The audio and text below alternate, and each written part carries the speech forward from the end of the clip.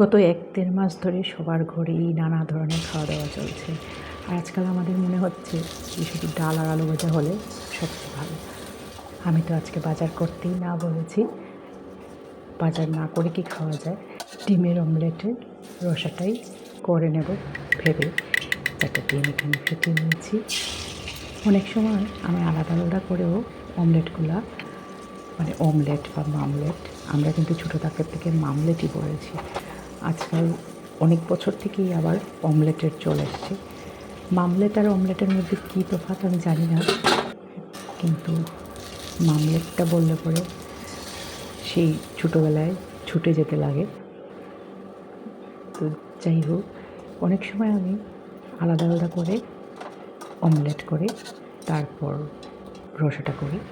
আজকে কেটে করছি একসাথে তাড়াতাড়ি করার জন্য। সম্বারের মধ্যে গোটা গরম মশলা, তেজপাতা দিয়ে বাটা মশলাটা দিয়ে দিচ্ছি। একদম কম মশলা, একটু পাতলা করেই করব। বেসিক মশলাগুলো দিয়ে দিলাম। এখানে লাল লঙ্কা গুঁড়া দিয়েছি, ঝাল লঙ্কার গুঁড়া না, কিন্তু বাটাতে আমি 2টা কাঁচা লঙ্কাও দিয়েছিলাম। আর আলু সেদ্ধ করে রেখেছি, সেদ্ধ আলুটা দিয়ে জল দিয়ে অল্প কসুরি মেথি পাতা দিয়েছি, জাস্ট একটু ফ্লেভারের জন্য। এবার মামলেটের টুকরোগুলো দিয়ে দিচ্ছি।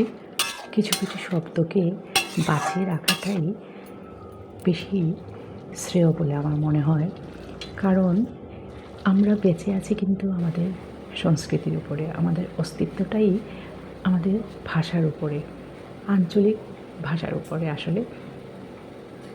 তাই অমলেটকে মামলেট বলতে একটুকু দ্বিধা হচ্ছে না। ছোটো থাকে তো একে ডিমের বড়াও শুনেছি। ভিডিওটা কেমন লাগলো অবশ্যই জানাবেন। সবাই ভালো থাকবেন। পরের ভিডিওতে আরও গল্প হচ্ছে। টাটা।